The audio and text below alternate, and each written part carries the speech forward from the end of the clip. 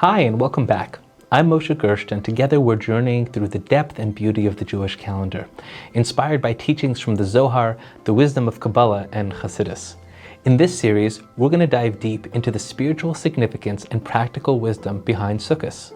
Have you ever experienced an amazing moment of insight, inspiration, of clarity, and then shortly afterwards you found yourself wondering, how do I keep this feeling alive? How do I hold on to this? After the deeply transformative experience of Rosh Hashanah and Yom Kippur, where we experienced tremendous spiritual renewal, we worked on letting go of our old identities, coming face to face with our highest selves, and now we face this exact question. How do we hold on to this clarity and ensure it doesn't slip away? So this is what the holiday of Sukkot is all about.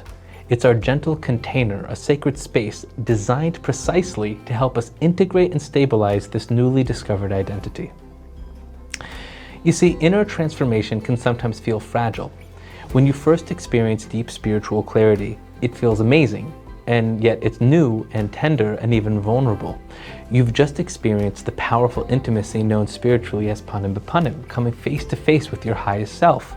But this state is still fresh, delicate, and needs care and protection. And that's exactly why we have the sukkah. Spiritually, the sukkah symbolizes an encompassing divine protection, called in Kabbalah or makif, a surrounding light, an energetic shelter that surrounds you, stabilizes, and supports these new insights and truths that you spent the last 2 weeks working on. Just imagine you planting a beautiful, delicate seedling.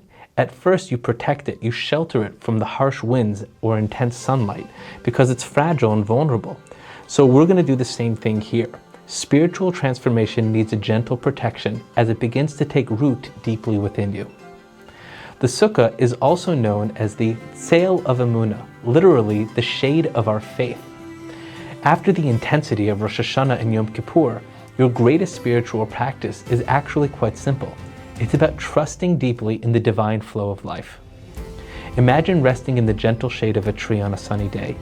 You don't need to control the environment around you, you just trust it. You can literally feel the difference between being in the hot sun or being under a shaded area. You appreciate the relief as you surrender to it. Similarly, in the sukkah, you practice letting go of the illusion of control.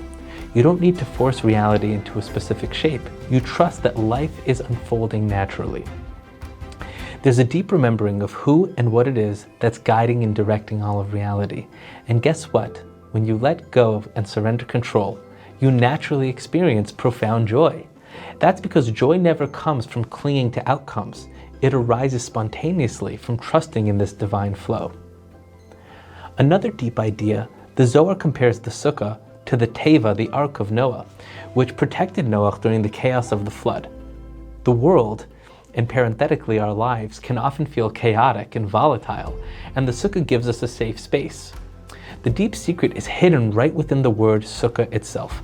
Kabbalistically, the word sukkah can be split into two parts: the outer letters, which spell the word has, and the inner letters, which spell the word ku, which is the gematria 26. Has means quiet, silence. The inner letters, chaf and vav, which have the numerical value 26, represent God himself. The yud ke vav ke, the name of God, which shares the same numerical value. Together, these letters remind us that when you get quiet from all the external noise, the anxieties, the fears, and the distractions, and hold on to the shade of faith, you discover the divine presence right there within you, waiting quietly on the inside. The sukkah therefore invites you into this gentle silence, quieting the busy mind, allowing for clarity, stepping out of your normal routine, and finding that depth to emerge from within. That's also one of the reasons why the sukkah is intentionally created in a way that's considered temporary. It's fragile, vulnerable to wind and weather. Why would we build something temporary to hold something so precious? Because part of our new spiritual awareness, part of our new identity, initially needs gentle nurturing before it becomes permanent. We're learning to trust something intangible and something deeper, your internal clarity, before you fully stabilize it with your everyday life. So we dwell in this temporary sukkah to internalize that the only permanent safety in life comes not from external conditions, but from trusting deeply in the divine flow and protection that guides us through life. Imagine your sukkah as your personal sanctuary. a quiet place to hold your profound spiritual transformation that you've undergone. Each time you step into this sacred space, remind yourself gently, I trust the divine flow of my life. I can let go. I don't have to control everything. In that gentle surrender, you'll experience the natural joy that arises from aligning with your higher self. Sukkot isn't about some abstract spirituality. It's about getting real, practical, and tapping into deep meaning. It's how your newfound clarity becomes stable, secure, and lasting. So as you enter the holiday of Sukkot, embrace your sukkah, not as merely an external ritual, but as a loving symbol of divine protection. Use it for trust and spiritual intimacy. Allow this sacred space to hold and stabilize the profound inner transformation that you've been working towards. And know deeply that you don't have to force or to control.